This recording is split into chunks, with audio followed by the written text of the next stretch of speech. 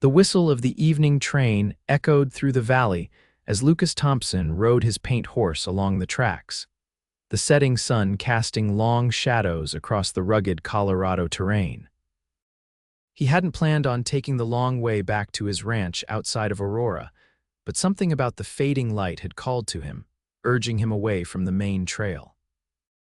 That's when he saw her, a young woman sitting on her trunk by the railroad tracks, shoulders shaking as she sobbed into her handkerchief. Lucas slowed his horse midnight to a stop several yards away. The woman hadn't noticed him yet, and he hesitated, not wanting to frighten her. She was well dressed in a simple traveling outfit, her honey-colored hair falling loose from what had once been a neat arrangement. A small carpet bag sat beside her larger trunk, and a torn ticket lay discarded on the ground. "Miss," Lucas called softly, removing his hat. "Are you all right?" The woman's head jerked up, her tear-stained face a mixture of surprise and alarm. She hastily wiped at her cheeks, straightening her posture. "I'm fine, thank you," she replied, her voice carrying a slight Eastern accent. "Just waiting." Lucas dismounted, keeping a respectful distance. "Train's already gone for the day, madam. Next one won't come through until tomorrow afternoon." He gestured to the empty tracks stretching toward the horizon. Not the safest place to be waiting, especially with night coming on. Fresh tears welled in her eyes, though she fought them valiantly. I missed it, my ticket." She glanced at the torn paper on the ground. There was a misunderstanding with the conductor. Lucas took a few steps closer, seeing now that she was younger than he'd first thought, perhaps 22 or 23, not much younger than his own 28 years. Her eyes were a striking blue, red-rimmed from crying. "I'm Lucas Thompson," he said gently. "I have a ranch about 3 miles from here. Town of Aurora is about 5 miles back that way." He gestured with his hat. "Can't leave you out here alone, miss." "Nora," she offered quietly. "Nora Lawrence." Lucas nodded, replacing his hat. "Miss Lawrence, I don't mean to pry, but where were you headed?" "Denver," she replied, her voice breaking slightly. "I was to meet my aunt there. She's expecting me." Nora looked down at her hands, which were trembling.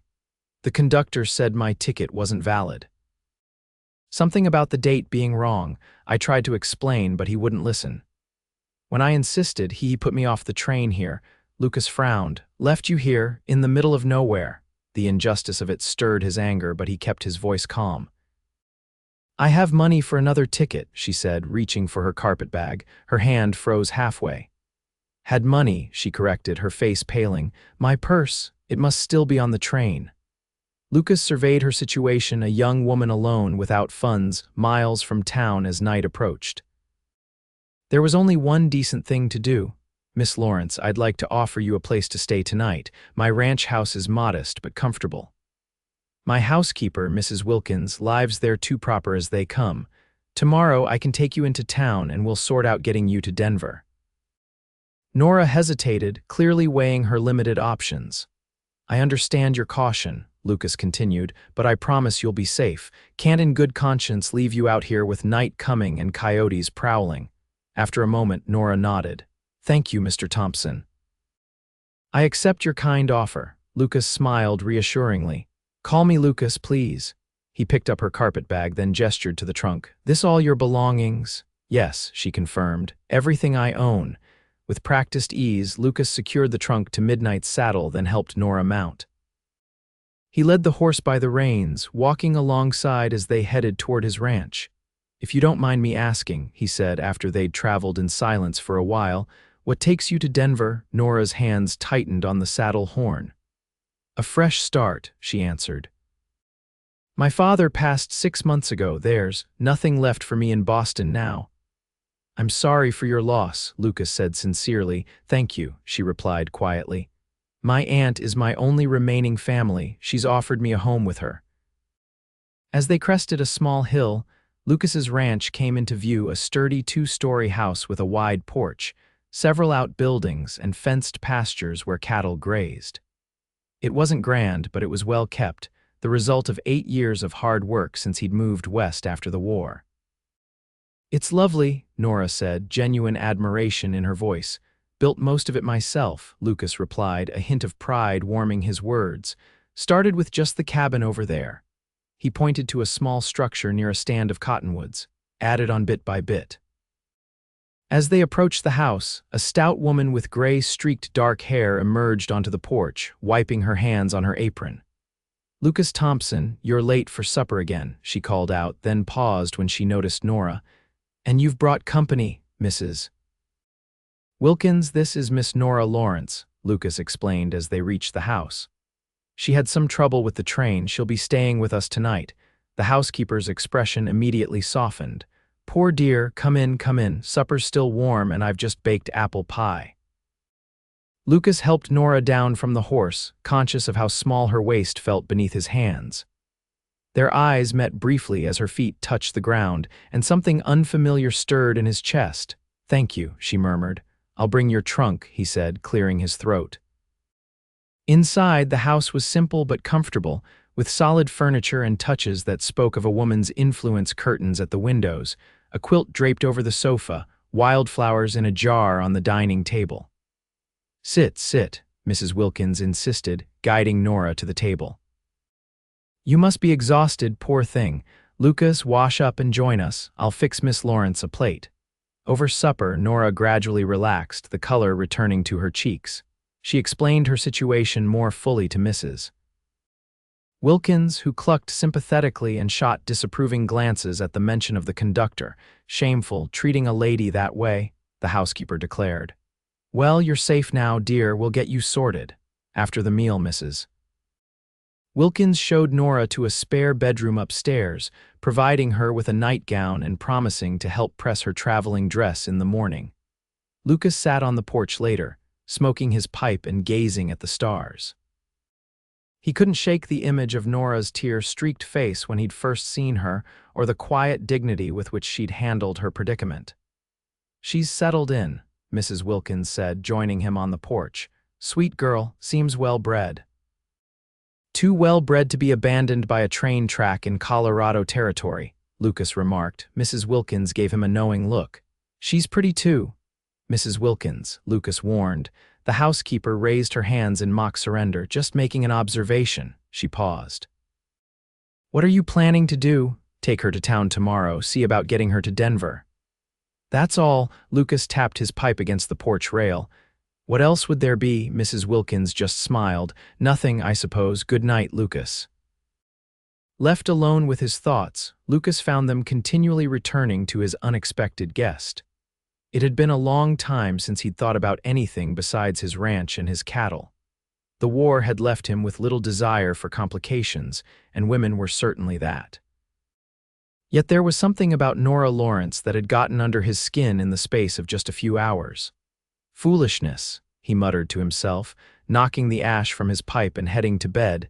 The next morning, Lucas woke before dawn as usual. He completed his morning chores, then returned to the house to find Nora helping Mrs. Wilkins prepare breakfast, her sleeves rolled up and an apron protecting her freshly pressed dress. "Good morning," she greeted him with a smile that transformed her face. Without tears clouding her features, Nora was strikingly beautiful, not in the flashy way of saloon girls, but with a natural grace that made it hard for Lucas to look away. "Morning," he managed, removing his hat. "Sleep well, better than I expected to," she admitted. "Your home is very peaceful." Breakfast was a pleasant affair, with even Mrs. Wilkins's temperamental old cat, Jasper, making an appearance to investigate the newcomer. To Lucas's surprise, the usually standoffish animal allowed Nora to stroke his head. "He likes you," Lucas observed. "Doesn't take to most folks." "Animals can sense a good heart," Mrs. Wilkins declared. After breakfast, Lucas hitched his wagon to take Nora to town. Mrs. Wilkins insisted on packing a lunch for them, along with extra provisions just in case. As they set off, the morning sun warming the spring air, Nora seemed more relaxed than the previous evening, taking in the rugged beauty of the landscape with evident appreciation. "It's different from anything I've known," she confessed. "In Boston, everything is so contained. Here, it feels like you can breathe." "That's why I came west," Lucas replied. "After the war, couldn't stand being hemmed in." He hadn't meant to mention the war. It wasn't something he discussed, but something about Nora made words come easier. "You fought?" she asked gently. Lucas nodded. "Union cavalry, saw things no man should see." He adjusted his grip on the reins. Came west to forget, I suppose. Found this land instead and something to build. You've built something wonderful, Nora said sincerely. Their conversation flowed easily as the wagon rolled toward Aurora. Lucas found himself sharing stories of ranch life, the challenges of the harsh winters and the satisfaction of seeing his herd grow. Nora, in turn, spoke of Boston, her father's work as a professor, and her own love of books. I brought as many as I could, she said, gesturing to her trunk in the wagon bed. My aunt wrote that Denver has a lending library now. I'm looking forward to that. As they approached town, Lucas noticed Nora growing quieter, tension returning to her posture. Something wrong? He asked. She hesitated. I'm just uncertain. Without my purse, I have no money for a ticket. My aunt isn't expecting me for several more days, so she won't be alarmed yet. We'll figure something out, Lucas assured her. I can wire your aunt in Denver, let her know what happened. The town of Aurora was bustling with its usual activity, merchants opening their stores, a freight wagon being unloaded at the general store, cowboys emerging bleary-eyed from the saloon where they'd clearly spent the night. Lucas helped Nora down from the wagon, conscious of the looks they received. A single woman arriving with a bachelor rancher was bound to stir gossip in a town like Aurora. Let's see about sending that wire, he suggested, guiding her toward the telegraph office. The operator, a thin man named Jenkins, listened to their situation with interest. Train to Denver won't come through until tomorrow afternoon, he informed them. I can send a wire to the lady's aunt, but if you're expecting funds wired back, might take a day or two. Nora's face fell. I see. We'll send the wire, Lucas decided. In the meantime, Miss Lawrence needs accommodations. Is Mrs. Peterson still taking boarders? Jenkins nodded. She is, though she charges a pretty penny. Lucas turned to Nora. Mrs. Peterson runs a respectable boarding house. You'll be comfortable there while we sort things out. Mr. Thompson, Nora said quietly, I can't ask you to pay for my lodgings. You didn't ask, he pointed out with a small smile. Consider it a loan until your aunt can wire funds. After sending the telegraph to Nora's aunt in Denver, explaining the situation and requesting assistance, they walked to Mrs. Peterson's boarding house. The widow Peterson, a stern-faced woman with impeccable standards, agreed to provide Nora with a room, though her expression made it clear she found the circumstances suspicious. I vouch for Miss Lawrence, Lucas said firmly. She's a lady in unfortunate circumstances. Mrs. Peterson sniffed. Very well, Mr. Thompson, but I run a respectable establishment. No one's suggesting otherwise, he replied evenly. With Nora settled, they agreed to meet for lunch at the hotel dining room after Lucas attended to some business at the bank. As he walked away from the boarding house, Lucas found himself already looking forward to seeing her again, a feeling both unfamiliar and disconcerting. At the bank, Lucas arranged to withdraw enough money to cover Nora's expenses, including her train ticket to Denver. He just finished his business when he encountered Sheriff Bill Harding on the sidewalk outside. Morning, Lucas, the sheriff greeted him. Saw you ride in with a young lady, new neighbor. Just helping someone in need, Bill, Lucas explained the circumstances. The sheriff nodded thoughtfully. Decent of you. Though be careful, train's been delayed more than once by bandits in the last month. They hit the line between here and Denver twice. Thought those Larson brothers were in jail, Lucas remarked. They are. This is a new bunch. Bold too, robbed passengers last time. The sheriff adjusted his gun belt. Anyway, just thought you should know if your friend is traveling that way. Lucas thanked him for the warning and continued to the hotel, troubled by this news but determined not to alarm Nora unnecessarily. She was already seated in the hotel dining room when he arrived, looking more at ease than she had earlier. Several heads turned to observe her. A new face always attracted attention in Aurora, especially one as lovely as Nora's. I've arranged for your ticket to Denver, Lucas told her as he sat down. Train leaves tomorrow at 3, relief washed over her face. Thank you, I promise my aunt will repay you promptly. No rush, he assured her. Over lunch, Lucas found himself reluctant to discuss Nora's departure. Instead, he asked about her life in Boston, her interests, her dreams. She spoke animatedly about books she loved, her desire to perhaps become a teacher someday. "My father always encouraged my education," she explained. "Not all men approve of educated women, but he believed minds shouldn't be wasted, regardless of gender." "Sounds like a wise man," Lucas commented. "He was," Nora agreed, sadness briefly crossing her features. "After he died, I realized how sheltered I'd been. I've never had to make my own way before. Yet here you are, crossing the country alone," Lucas pointed out. "That takes courage." A faint blush colored her cheeks. "Necessity, more like." After lunch, Lucas suggested a walk through town to help Nora get her bearings. As they strolled past shops and businesses, he pointed out landmarks and introduced her to townspeople they encountered. "Everyone seems to respect you," Nora observed after a particularly deferential greeting from the blacksmith. Lucas shrugged. "Been here long enough to prove my worth, I suppose." "When I first arrived, plenty who didn't think a former soldier with nightmares would amount to much." "Nightmares?" Nora asked softly. Lucas hadn't meant to reveal that. "The war leaves marks," he said simply. "Some you can see, some you can't." Nora's hand touched his arm briefly. "I'm sorry." Her compassion, free of pity, moved something deep within him. Lucas found himself sharing more about his experiences, not the worst of the horrors, but enough that she might understand what had driven him west, seeking peace, by the time they returned to Mrs. Peterson's boarding house. The afternoon was waning. Lucas was surprised by his reluctance to say goodbye, even for just an evening. "I'll return in the morning," he promised. "We can check if there's a response from your aunt." "Thank you for everything," Nora said. "You've shown me such kindness when you could have simply ridden past." "Couldn't have done that," Lucas replied honestly. That night, alone in his hotel room, Lucas found himself unable to sleep.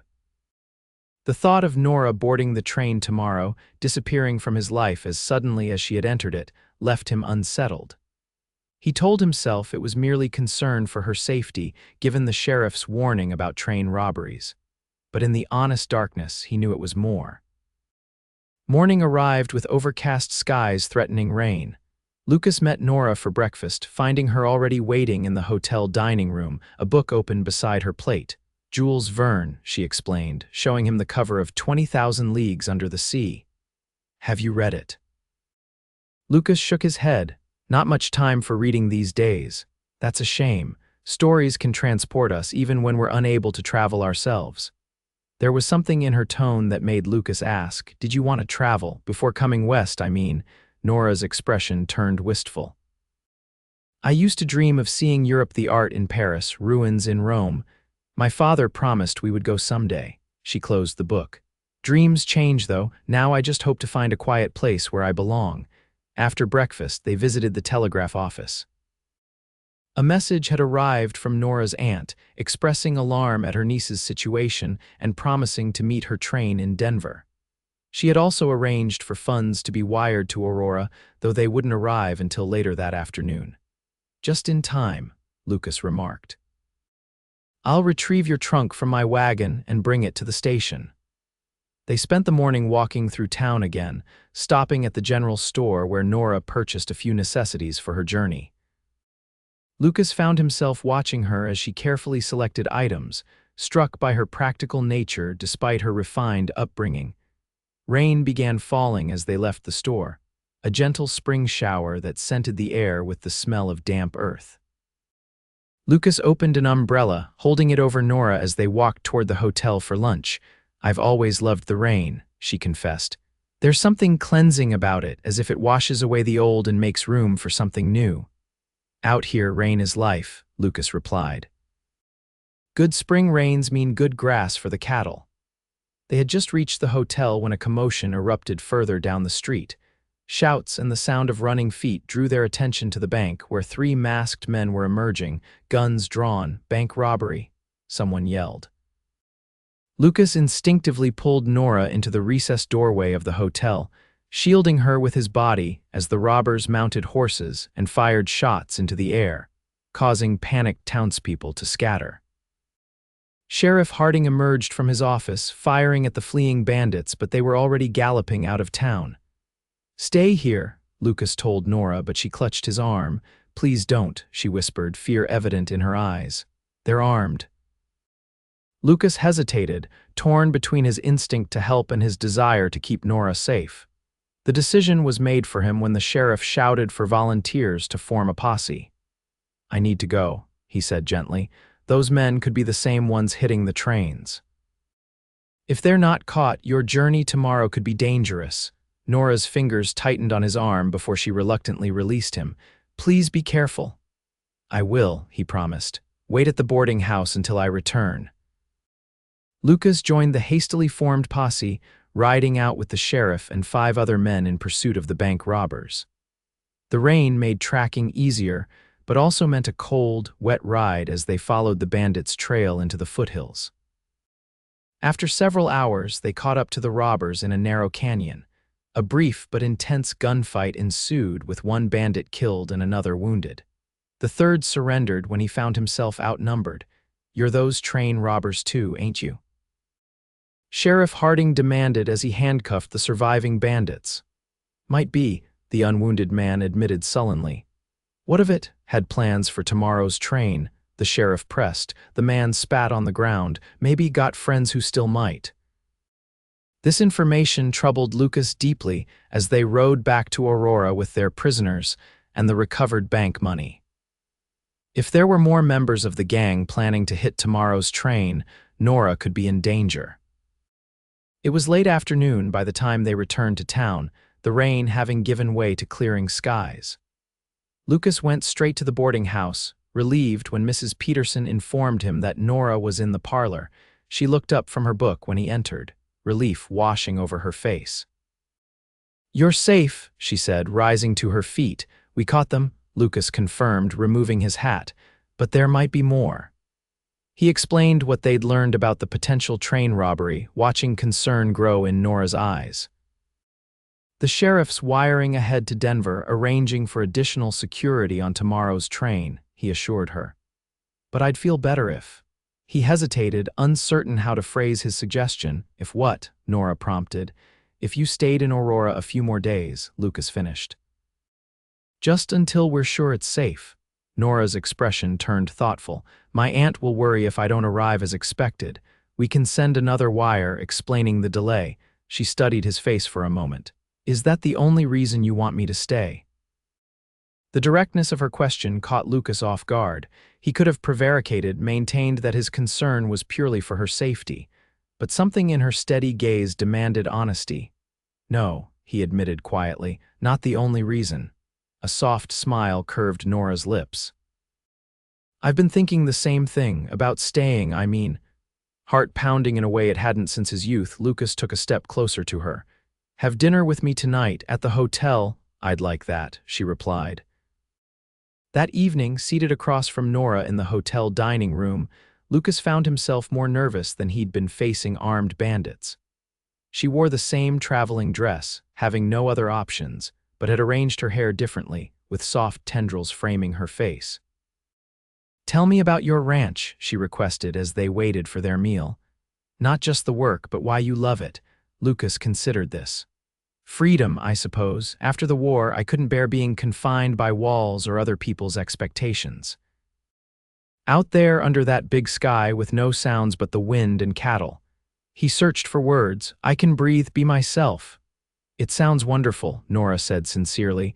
It's lonely sometimes, he admitted, surprising himself again with his candor. Mrs. Wilkins is good company, but she has her own cottage on the property. Nights can be long. I understand loneliness, Nora replied softly.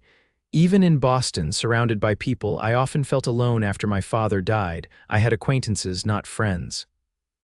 Their conversation deepened as the evening progressed, moving beyond superficial pleasantries to genuine sharing. Lucas found himself telling Nora things he'd never told anyone about his childhood in Pennsylvania, losing his parents to influenza when he was 16, joining the Union Army at 18, the nightmares that still sometimes woke him.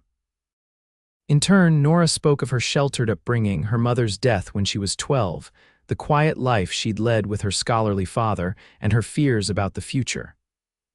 I worry that I'm not prepared for the real world, she confessed. that I'll always be dependent on others' charity. You're stronger than you realize, Lucas told her. Most women wouldn't have handled being put off a train in the middle of nowhere with your composure. Their dinner lasted far longer than either had intended, the restaurant nearly empty by the time they finally rose to leave.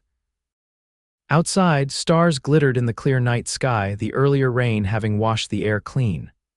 "May I walk you back to the boarding house?" Lucas asked. "Please," Nora replied, accepting his offered arm. They strolled slowly through the quiet streets, neither seeming eager for the evening to end. When they reached Mrs. Peterson's, Lucas found himself reluctant to say goodnight. "I sent a wire to your aunt," he said, explaining about the potential train danger and your decision to delay travel for a few days. "Thank you," Nora said. "I should receive the funds she wired tomorrow so I can repay you for the ticket and lodging." "There's no rush," Lucas assured her. Nora hesitated at the door. "What time will you return to your ranch tomorrow?" "I'd planned to head back after seeing you safely on the train," he admitted. "But now I'm not sure. There's no pressing business waiting." "Perhaps," Nora began, then paused, seemed to gather her courage. "Perhaps you could show me more of Aurora tomorrow if you're not in a hurry to return home." Warmth spread through Lucas's chest. "I'd like that very much." Their goodnight was brief but charged with unspoken possibilities. As Lucas walked back to his hotel, he found himself smiling in a way he hadn't in years. The next day dawned bright and clear. Lucas and Nora spent the morning exploring parts of Aurora she hadn't yet seen, including the small schoolhouse, the church, and the newly established town library, which delighted Nora with its modest but carefully selected collection. "I could spend days here," she admitted as she browsed the shelves. "You could," Lucas pointed out. "There's no rush now." Nora glanced at him, a question in her eyes that Lucas wasn't quite ready to answer. Instead, he suggested lunch at a small cafe run by a French immigrant couple who served the best food in town. After lunch, they collected the funds Nora's aunt had wired, ensuring she was no longer dependent on Lucas's generosity.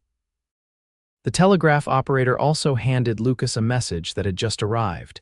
"It's from the sheriff in Denver," Lucas explained as he read it. "They've arrested 2 men believed to be part of the same gang as our bank robbers. The train should be safe now." Nora absorbed this information. "So there's no reason to delay my journey any longer." "No practical reason," Lucas agreed, holding her gaze. A faint blush colored Nora's cheeks. "What about impractical reasons?" Lucas took a deep breath. "Would you allow me to show you my ranch properly? Not just as a place to stay for one night, but to really see it.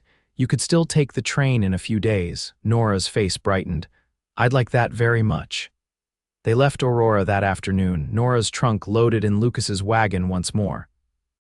As they traveled the now familiar road to the ranch, the conversation flowed easily between them, punctuated by comfortable silences that no longer felt awkward. Mrs. Wilkins seemed unsurprised to see Nora return with Lucas, a knowing smile crossing her face as she welcomed the young woman back. "I've kept your room ready," she told Nora. "Somehow I thought you might be returning." Over the next 3 days, Lucas showed Nora every aspect of ranch life. He taught her to ride properly on a gentle mare, took her to see the new calves in the spring pasture, showed her the creek where he fished for trout, and pointed out the distant mountains where he sometimes hunted in the fall. Nora proved an eager and adaptable student, approaching each new experience with enthusiasm.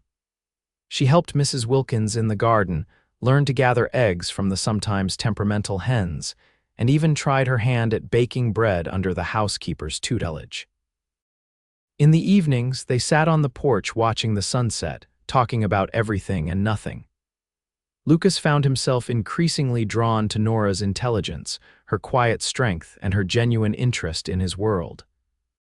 On the 4th morning, as they rode together to check on a section of fence that needed repair, Lucas realized he couldn't imagine his life without her in it.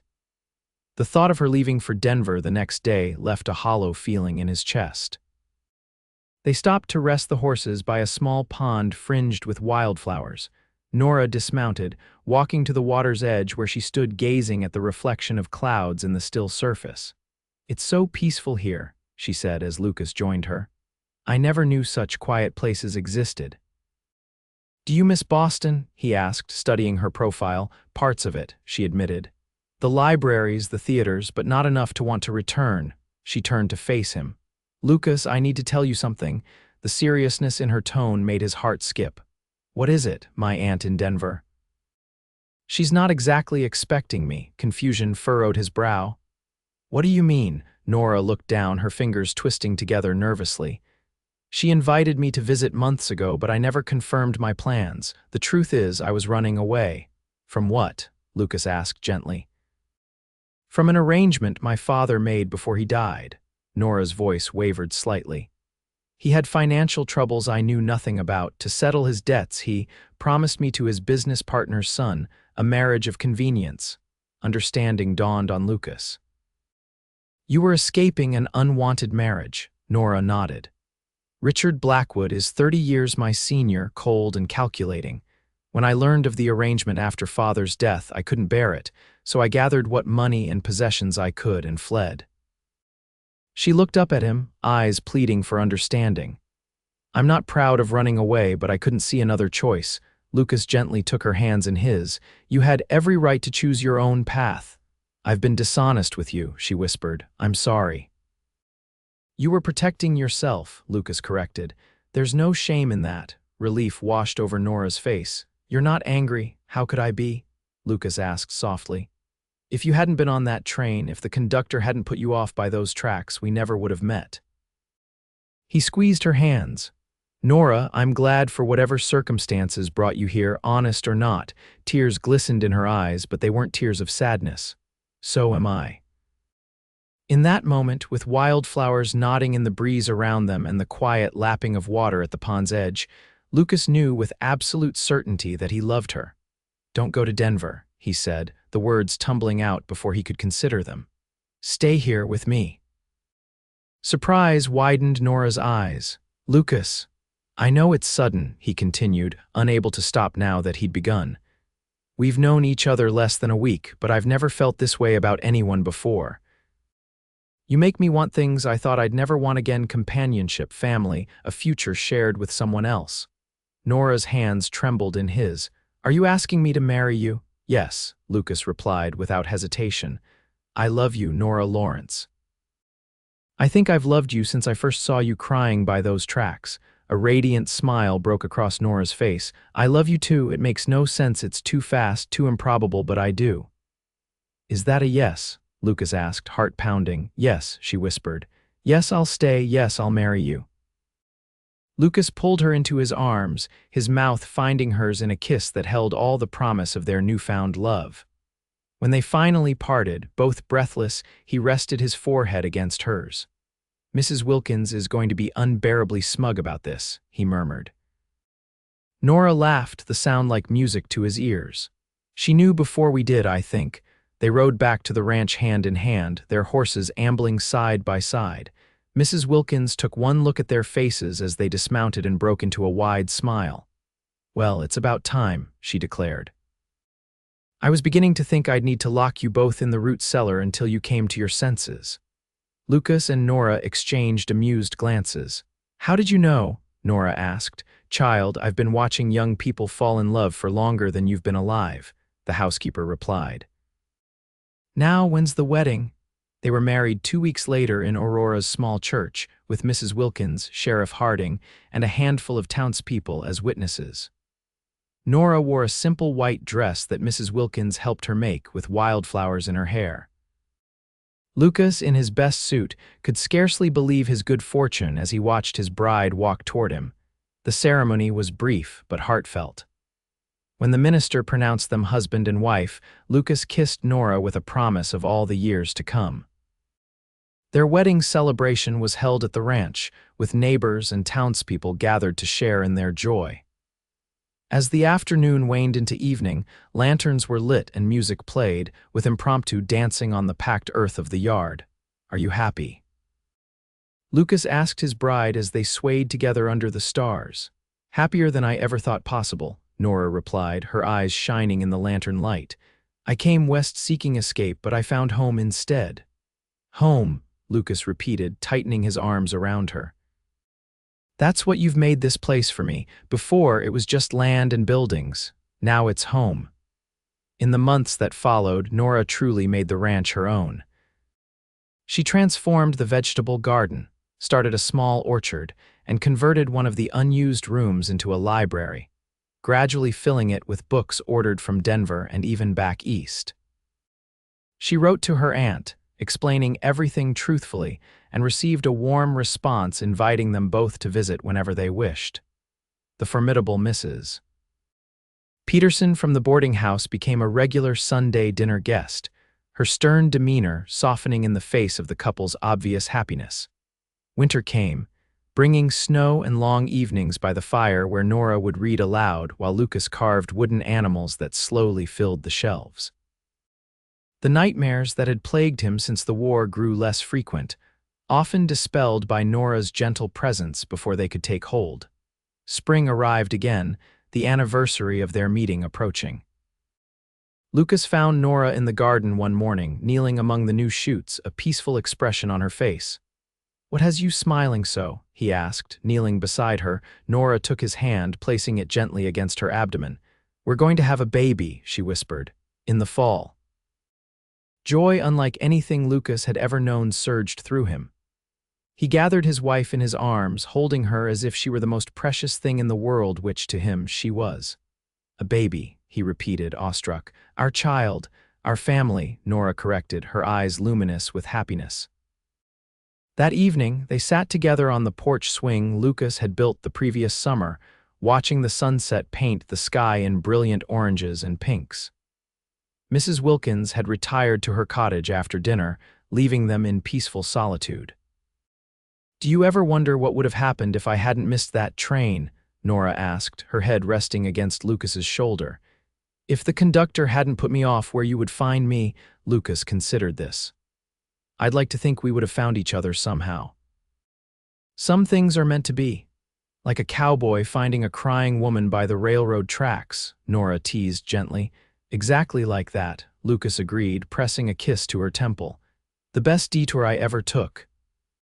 As twilight deepened into night, they remained on the porch, planning their future, dreaming of the child who would join them, and cherishing the unlikely circumstances that had brought them together. Their love, born in an instant by a lonely stretch of tracks, had become the foundation of a life neither had imagined possible. And when their daughter was born that autumn, they named her Aurora, after the town where their love had taken root, a perpetual reminder that sometimes the most beautiful beginnings arise from moments of apparent misfortune. As the years passed, the Thompson ranch flourished, as did their family. Aurora was joined by two brothers, Lucas Jr. and Samuel, and eventually a second daughter, Emma. The library room expanded, then moved to its own small building, becoming a place where neighboring children came to borrow books and listen to Nora read stories on Saturday afternoons. Lucas and Nora's love deepened with each passing year, weathering the inevitable challenges of life, drought seasons, illnesses, and occasional disagreements with the same strength and honesty that had characterized their relationship from the beginning. On their 25th wedding anniversary, surrounded by their children, grandchildren, and friends, Lucas presented Nora with a handcrafted rocking chair for the porch. "For watching sunsets together for the next 25 years, he told her, his hair now silver at the temples but his eyes still bright with the same love that had captured her heart beside that pond of wildflowers. "The best decision I ever made," Nora replied, standing on tiptoe to kiss him, "was missing that train."